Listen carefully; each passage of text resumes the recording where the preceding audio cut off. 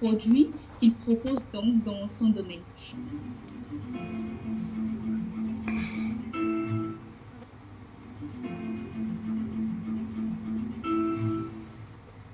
Bonjour Monsieur Etri. Bonjour. J'espère que vous allez bien. Je vais très bien. Je vais super bien également. Est-ce que d'entrée de jeu en même temps, est-ce que vous pouvez vous présenter? Alors moi, c'est David Etri. Je suis digital entrepreneur, plus précisément entrepreneur. J'aime bien me définir comme agriculteur avec des outils numériques.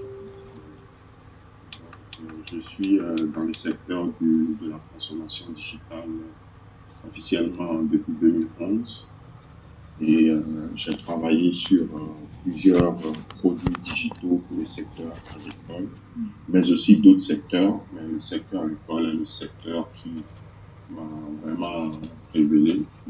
Et à travers ce secteur-là, j'ai travaillé sur des projets de haut niveau, que ce soit au niveau du Togo, que ce soit au Cameroun, en RDC, en Côte d'Ivoire aussi, où je suis sollicité pour mon expertise dans le secteur. Et voilà, je suis un citoyen du monde et je suis capable d'aller travailler partout où besoin soit. D'accord. Ça fait déjà 12 ans d'expérience que vous avez dans ce domaine. Est-ce que vous pouvez revenir simplement sur les points clés ou sinon les moments phares de votre parcours pour que ceux qui ne vous connaissent pas forcément aient l'occasion de vous découvrir actuellement? Alors, il faut dire que de base, d'abord, moi, j'ai fait une série D. J'ai obtenu un bac D et après avoir obtenu ce diplôme-là, je me suis lancé à l'université de Lomé, en faculté de gestion. Et bon, donc, je ne me voyais pas non plus gestionnaire, hein, parce que pour moi, c'était vraiment un défaut. Et je le faisais le temps de trouver ma voie. Et donc, après, j'ai compris que le digital, le numérique était vraiment ce qu'il me fallait. Et donc, je voulais bien m'inscrire en faculté au niveau du CIC, ce qui n'était pas possible parce que j'avais déjà raté le concours. Je n'étais pas assez informé. Et donc, après, j'ai commencé par trouver d'autres voies et j'ai commencé par m'auto-former en tant qu'autodidacte. Okay. Et c'est comme ça d'abord que je suis arrivé dans le secteur du numérique, en programmant moi-même mes applications, en m'auto-formant. Et en 2011, en réalité, je suis arrivé sur le marché avec l'application e-Order Mobile qui permettait de sécuriser les tickets événementiels. Et là-bas, cette application... Que vous avez codé vous-même, enfin, que vous avez mise en place vous-même. Moi-même pour la première fois. Et donc, c'est vraiment avec cette application que je pénètre pour la première fois le marché du digital. Et ensuite, voilà, ça a pris parce que ça répondait réellement à une problématique certaine qui est celle des recettes qui n'étaient pas au rendez-vous quand les organisateurs du spectacle faisaient le plein des salles, mais n'avaient pas forcément ce qu'il fallait dans leur poche. Et donc, c'était pour contrer la fraude. Et j'ai eu la chance de travailler pour les éliminatoires CAN Afrique du Sud 2013. J'ai eu la chance de travailler avec la plupart des grands promoteurs de spectacles, les maisons de production, Fanga Music, les Omar B, les Almor. J'ai travaillé sur la plupart des grands concerts sur le pays, que ce soit les grandes salles aussi, le palais des congrès, le stade de Tégué, voilà. Donc, c'est vraiment que c'était quoi le secret? Parce que là, raconté de cette manière, on a l'impression que c'est survenu juste comme ça. Le secret, c'est vraiment d'être sur une vraie problématique. Je n'avais pas développé une application parce que je voulais montrer que je savais développer, mais j'étais réellement face à une problématique que je voulais résoudre. J'apportais une solution. Et quand je suis arrivé avec cette solution, ceux à qui cette solution était adressée ont vu que, mais voilà, ça c'est notre solution. Puisque quand je prends le cas des All Music Awards, d'ailleurs, c'est là-bas même que j'ai tout prouvé. et c'est vraiment les All Music Awards qui, après, m'ont ouvert en fait toutes les portes. Lorsque j'ai fait une première prestation au All Music Awards, je me rappelle encore toujours, ça résonne un peu dans ma tête. On a fini le concert, je crois, autour de 3 heures du matin. C'était J'aimerais avoir une précision quand vous parlez de prestations. Prestation, c'est dire que j'installe, d'abord je produis des tickets sécurisés qui sont vendus un peu partout dans la ville. Ensuite j'ai une équipe qui dispose de matériel adéquat pour faire le contrôle aux entrées des spectacles. Donc, pour vérifier les tickets, savoir que les tickets sont de bons tickets, détecter les fraudes, et puis aussi les fraudes qui sont pratiquées sur le terrain, mais qui ne sont pas forcément liées aux tickets, mais des gens qui sortent et qui font revenir d'autres personnes. Et donc, pour la première fois, d'ailleurs, c'était la première fois que je prestais sur un si grand événement, et j'attendais aussi un retour de mon client. Okay. Et donc, mon téléphone sonne autour de 3 heures du matin et c'était le DG de la radio Zéphyr et ses collaborateurs qui m'appellent et qui me disent vraiment, ton produit, il est formidable. C'est la première fois sur les All Music Awards qu'on a une recette claire, vraiment qui matche avec nos ententes et tout le reste. Maintenant, nous, on va parler de ton produit à d'autres personnes et nous pensons que ça va aller de l'avant.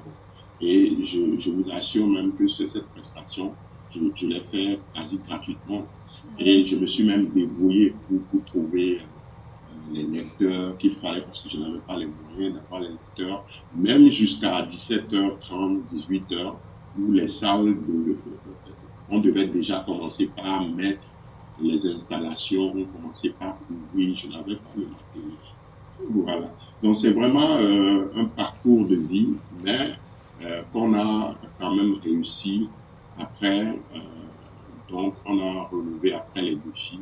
Et aujourd'hui, nous sommes quand même fiers de passer par là, par ce chemin d'abord, avant d'arriver aujourd'hui à l'agriculture. J'ai fait plusieurs projets après. J'ai travaillé avec plusieurs entreprises. J'ai fait des solutions digitales pour plusieurs entreprises. Mais aujourd'hui, je suis plus focalisé sur l'agriculture. Votre valeur ajoutée, c'est seulement de percevoir les besoins réels, d'apporter les solutions, ou bien l'agriculture, c'est devenu une passion pour vous? Alors, il faut dire que, dans un premier temps, moi, je pourrais dire que je suis né d'abord innovateur. Si je le dis parce que je reçois beaucoup d'idées. Quand je regarde, j'observe la nature, naturellement, mes idées me viennent sur comment agencer des systèmes, qu'est-ce qu'il faut faire, par exemple, pour résoudre les problèmes. C'est d'abord ça. Et donc, j'ai travaillé de 2011 jusqu'à 2014 où je voulais en fait relever de nouveaux défis. Voilà. Et donc, relever de nouveaux défis, quel secteur? Et donc, je réfléchissais un peu à tout ça. Et après, il y a quand même une phrase qui a sonné dans ma tête, le Togo, un pays essentiellement. C'est vrai. Ça, on nous a appris ça à l'école. Et je me demande, pourquoi on dit pays essentiellement agricole et le secteur a autant de problèmes? Est-ce qu'il n'y a pas de solutions à apporter? Est-ce qu'il n'y a pas de défis à relever? Est-ce que le numérique ne peut pas apporter quelque chose? Et réellement, c'est comme ça que ça a commencé. Et donc, je me suis mis dans un premier temps à analyser les problèmes. Et le premier problème auquel j'étais confronté, c'est l'accès au marché. Et parce que nous-mêmes, dans le temps, on avait un projet entre nous jeunes, on voulait produire des œufs et on faisait des réunions régulières et un jour, il s'est posé le problème sur comment nous allons faire après avoir produit les œufs, comment nous allons faire pour les écouler. Et donc, à partir de là, maintenant, j'ai décidé de mettre en place une plateforme pour interconnecter et les producteurs avec les acheteurs. En 2014. En 2014. Tout est parti comme ça. Et j'ai fait un développement parce que j'étais vraiment un peu seul sur le développement. J'ai fait un développement de 2014 jusqu'à 2016. Et donc, comme on le dit souvent, la chance, ce n'est pas un hasard. Il faut être juste préparé. Exactement. Et quand le moment vient, voilà, tu matches avec l'opportunité et d'autres appellent sa chance. Donc, il s'est fait qu'en 2016, le gouvernement togolais a initié les Apps Togo, qui était le premier concours des applications innovantes au Togo. Voilà. Et donc, je me suis présenté avec mon application qui se nommait dans le temps Togo Agro. Et donc, j'ai compétit et bizarrement, j'obtiens le premier prix. Est-ce que c'est bizarrement? Et j'obtiens le premier prix des applications innovantes. Je dis, là, je tombe toujours bien. Hein. C'est comme si, là, et puis, tout l'honneur et les éloges ainsi que les encouragements qui ont été adressés à mon endroit, que ce soit dans les coulisses par la ministre de l'économie numérique et les autres, m'ont prouvé à suffisance que j'étais sur la bonne voie. Et donc, à partir de ce moment, mis à part aussi le fait que ce concours m'a permis de gagner quelques millions, pour me booster. À préciser. Ah oui, c'était important de le préciser. Et donc, mis à part ce fait-là, je me suis plongé dedans à fond. Et aujourd'hui, parce que cette problématique est un peu partagée par les pays de la sous-région, c'est une problématique africaine. Donc, de Togo Agro, maintenant, on arrive à une plateforme nommée e-agribusiness qui est plus globale et qui peut apporter les mêmes solutions que j'ai prises. En parlant concrètement de vos solutions, quels sont les différents produits ou peut-être services que vous offrez au-delà de la mise en relation entre le client et les acteurs, les agriculteurs? Alors, donc aujourd'hui, la solution IAB Business permet de faire la mise en contrat des agriculteurs et des autres acteurs de la chaîne de valeur pour discuter, négocier. Mais ça ne s'arrête pas là. Ils peuvent aussi faire des règlements via la plateforme. On offre un moyen de paiement qui est une sorte de garantie via un tiers de confiance qui reste entre le producteur et celui qui achète pour garantir que le produit que tu recevras et l'argent que tu vas envoyer ne seront pas et que c'est dans un cadre sécurisé sur la plateforme. Ensuite, on a les conseils agricoles. Notre plateforme permet de faire de la diffusion de conseils agricoles. Et ça répond aussi à une problématique. Nous avons peu de conseillers agricoles pour plusieurs agriculteurs. Et c'est pas forcément facile de les couvrir tous sur le terrain. Notre plateforme permet de produire des conseils, que ce soit en vidéo, en audio, en document, de les diffuser, que ce soit même en langue locale, de les diffuser vers les producteurs et de leur permettre d'améliorer leur pratique culturelle. Notre plateforme permet aussi de diffuser de la même manière les prix du marché. Parce que vous allez sur un marché pour vendre, il faut que vous ayez une tendance globale des marchés pour savoir comment est-ce que vous allez vous comporter sur le marché. Notre plateforme permet aussi d'offrir aujourd'hui de l'assurance pour les producteurs. Et pour preuve, nous avons développé un produit d'assurance avec notre partenaire Lorica Assurance. Et ce produit d'assurance est sur le marché maintenant, disponible pour les producteurs. Ça permet de les couvrir contre les pertes de récolte dues à la sécheresse et à l'inondation. Nous offrons aussi, au travers de la plateforme IAB Business, tout ce qui est crédit, ça c'est important. tout ce qui est épargne vers les banques classiques qui existent, que ce soit le crédit et l'épargne. Nous offrons cela aussi. Et nous offrons aussi des bases de données d'acteurs fiables mais aussi de la publicité. Si vous voulez vous adresser à des acteurs de la chaîne de valeur, nous disposons des bases de données qui vous permettent de vous interconnecter directement à ces acteurs. Et pour les États, les gouvernements, les ONG, tous ceux qui travaillent avec les organisations de paysans, nous avons aussi des outils qui leur permettent de faire l'identification ou l'enrôlement des acteurs sur une plateforme.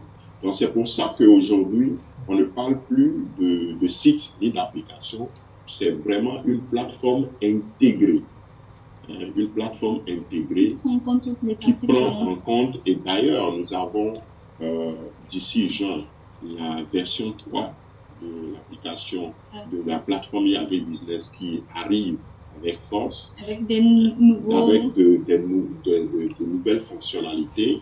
Et cette fois-ci, nous avons pensé tant bien qu'aux coopératives, nous allons offrir maintenant des outils clés en main pour permettre aux coopératives de se gérer de manière digitale, de tenir les registres coopératifs, de tenir les stocks, de faire les paiements des membres via le mobile money, de faire les informations des membres, de faire l'éducation des membres, etc. Donc c'est vraiment une plateforme intégrée et c'est même pour cela que notre plateforme a été adoptée par l'un des grands pays agricoles, en l'occurrence la Côte d'Ivoire, c'est pas pour rien. C'est pas pour rien. Et c'est adopté ici au Togo? Au Togo, oui, nous avons aussi coopéré avec le gouvernement sur des projets. Mais aujourd'hui, ce que nous espérons, c'est qu'il y ait un cadre réel pour lier à l'agriculture, qu'il y ait une activité ou qu'il y ait un projet qui ne soit pas d'une durée déterminée, mais qu'on ait un cadre pérenne qui permette aux agriculteurs de pouvoir accéder à des services digitaux pour améliorer leur activité, parce que les agriculteurs représentent la majorité de notre population ou de ceux qui participent à créer de la richesse. Aujourd'hui, on estime la contribution de l'agriculture à près de 40% de notre PIB. Et vous comprenez que une agriculture qui a les moyens rudimentaires, qui n'est pas assez capacité, et si on lui donne les moyens, d'ailleurs nous avons déjà raté la révolution industrielle, mais nous avons aujourd'hui la chance de prendre le train de la révolution numérique et de transformer définitivement le secteur et de donner plus de force à ce secteur-là. Et je pense que cela peut nous aider à donner plus de contributions au pays. En espérant, je crois qu'on va aussi arriver à ce niveau donné. Dans mes recherches, j'ai vu sur LinkedIn une vidéo que vous avez partagée, une vidéo reportée par PIA, la plateforme industrielle d'Adéticopie, où il y avait un agriculteur de soja qui était interviewé. Donc, il parlait des avions volants. Bref, il parlait de vos drones d'ailleurs, qui sont aussi un de vos produits. Je ne sais pas si vous voulez en parler. Et moi, la question qui m'intéresse par rapport à ça, c'est est-ce que c'est réellement disponible et accessible à tous les agriculteurs? Ok. Oui, nos drones sont disponibles et accessibles à tous les agriculteurs. Mais sauf que nous avons aujourd'hui des drones très limités, on a un grand nombre. Et ce que nous voulons faire, c'est d'avoir un grand nombre d'appareils qu'on peut mettre à disposition des acteurs sur tout le pays. Et d'ailleurs, nous avons lancé un recrutement il y a quelques mois qui nous a permis d'avoir une liste de manifestations d'intérêt de jeunes qui veulent se faire former et qui veulent travailler en tant que télépilote des drones agricoles. Et nous avons quand même shortlisté près de, je crois, nous avons reçu près de 300 ou 400 candidatures. Et nous sommes en train de travailler dessus actuellement. Et nous pensons quand même à l'avenir pouvoir mobiliser les moyens qu'il faut pour rendre les drones disponibles partout. En ce qui concerne l'accessibilité du service sur le plan financier, le service drone aujourd'hui coûte entre 4 000 et 6 000 francs l'hectare. Voilà. Ce qui n'est pas trop ce qui n'est pas trop loin de la méthode manuelle. Donc, l'agriculteur a quand même tout à gagner. Et notre objectif, c'est de faire encore des efforts pour que le prix soit le plus bas possible pour les agriculteurs. Donc, pour nous, il s'agit d'impacter le secteur agricole via des outils digitaux, via des technologies numériques. Et c'est d'ailleurs le cœur de métier de la société e-agribusiness. Et c'est pour cela que nous déployons et développons tout ce qui est logiciel pour le secteur, mais aussi des technologies de pointe pour le secteur. Et nous avons une académie aujourd'hui qui forme des gens sur les technologies drones, parce que les drones, c'est pas seulement le traitement des parcelles, mais c'est aussi la détection des maladies, le comptage des grosses plantations, le comptage des plants sur les grosses plantations, etc. Donc aujourd'hui, nous faisons ces prestations sur le terrain, mais nous formons une nouvelle génération de jeunes pour qu'ils puissent prendre la relève et que nous soyons beaucoup plus à parler nous-mêmes. Formation que vous avez lancée en janvier 2022. Je ne sais pas si cette année aussi, vous allez encore renouveler. Bien sûr, sur toute l'année, nous avons toujours des vagues de formation qui sont toujours programmées. Et donc, ces formations sont programmées pour cette année aussi. Et pour tous ceux qui sont intéressés, ils pourront toujours avoir les informations sur écolededrone.com. D'accord. Écolededrone.com. Ou de pouvoir contacter le plus 228 92 92 92 85. Le plus 228 92 92 92 85 à la fin. Donc pour avoir plus d'informations sur nos formations, et je dis que nous avons quand même déjà formé plusieurs qui sont venus du Bénin, du Burkina Faso, du Mali, du Cameroun, du Gabon, de la Côte d'Ivoire, du Togo, voilà, parce que nous-mêmes nous sommes au Togo. Et donc, voilà, et nous sommes disposés à transmettre ces connaissances-là et à faire émerger une nouvelle vague d'entrepreneurs dans le digital et surtout dans le secteur agricole. Parce que notre objectif aussi, c'est de ramener le plus grand nombre de jeunes vers ce secteur, parce que c'est un secteur qui a plein d'opportunités. Aujourd'hui, on voit en tout cas que vous faites beaucoup de choses et vous avez commencé aussi très tôt. Mais ce qui est surprenant, vous avez commencé en tant qu'autodidacte. C'est pas que vous avez eu des formations spécialisées dans un domaine donné, mais après vous voyez les opportunités et vous la saisissez. Quelle est votre vision réellement du monde, de manière plus globale, et aussi de l'Afrique? Et qu'est-ce que vous auriez à dire, par exemple, à un jeune aujourd'hui qui se perd, qui tombe plusieurs formations, qui n'arrive pas à se retrouver dans la vie? Oui, bon, moi je pense que de base d'abord, il faut d'abord se faire une analyse de soi pour savoir quelle est sa voie. Parce que si vous ne trouvez pas votre voie, vous irez dans tous les sens. Oui. Mais quand même, il faut aussi dire que pour trouver sa voie, il faut parfois aussi aller dans plusieurs sens. C'est ambigu, ça. Oui. Il faut aller un peu dans tous les sens. Mais il faut aller dans tous les sens en restant à l'écoute de soi-même et de l'environnement. Parce que ce n'est que par là que tu peux savoir que j'ai trouvé la bonne voie. C'est d'abord ça.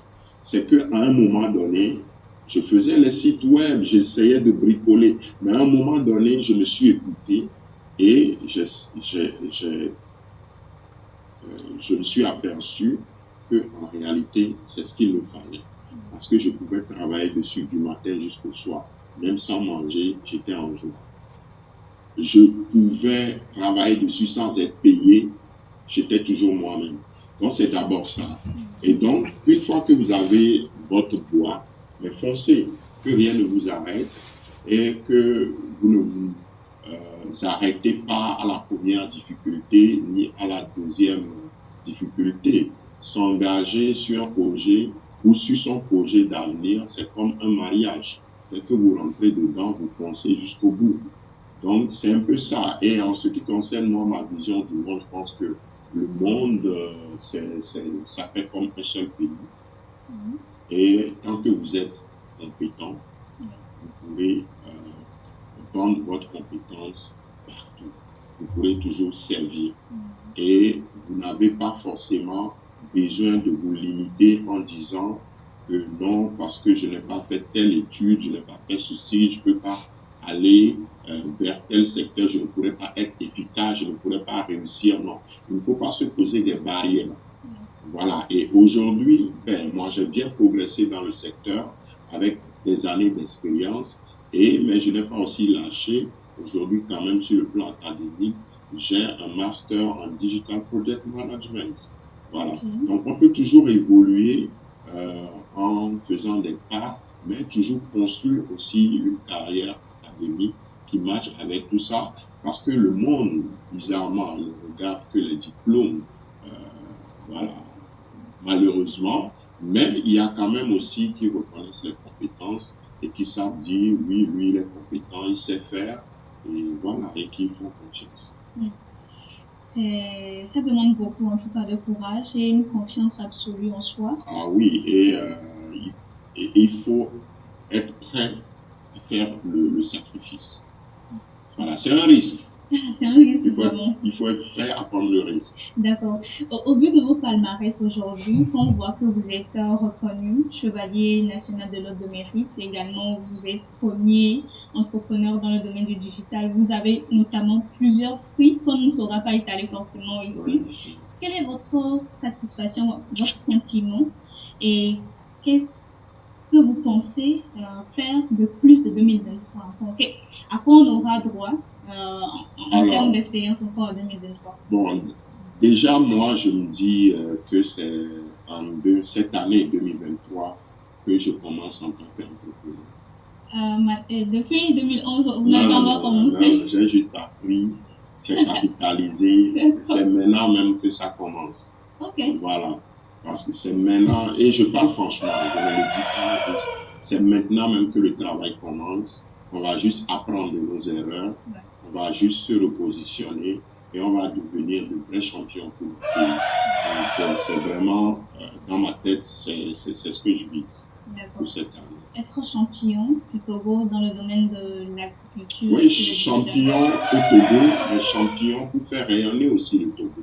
Oui. Vous savez, quand vous attendez des noms comme Dangote, voilà, ça fait rayonner le Nigeria. Donc, c'est un peu ça. Il ne s'agit pas seulement de faire rayonner un nom, mais de créer vraiment de l'impact à la base. Que vos solutions puissent vraiment impacter des gens. Et moi, je pars vraiment pour un impact mondial. Rendez-vous dans quelques années. D'accord.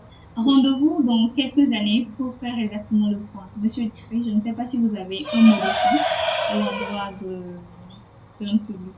Alors déjà, c'est de vous remercier pour l'opportunité que vous m'offrez de partager, mais aussi de recevoir.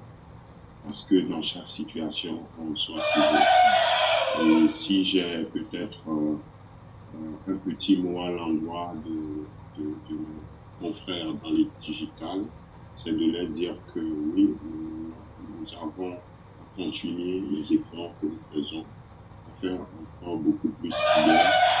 Et je voudrais en même temps saisir l'occasion aussi de remercier les autorités togolaises qui ont réellement à cœur le digital dans la transformation du quotidien des populations togolaises. Donc, je voudrais remercier en l'occurrence le gouvernement sous la houlette du chef de l'État qui nous ménage un peu fort. Et donc, voilà, nous promettons de donner le meilleur de nous-mêmes et d'apporter un peu ça au pays. Merci. Nous promettons de donner le meilleur de nous-mêmes et d'apporter réellement un plus à notre pays. C'est ce que nous faisons justement à REA en faisant la promotion des entrepreneurs et en invitant ces personnes qui tiennent réellement le flambeau économique du pays. C'est un plaisir de vous avoir dans l'émission encore une fois. Au revoir et à la prochaine. Merci.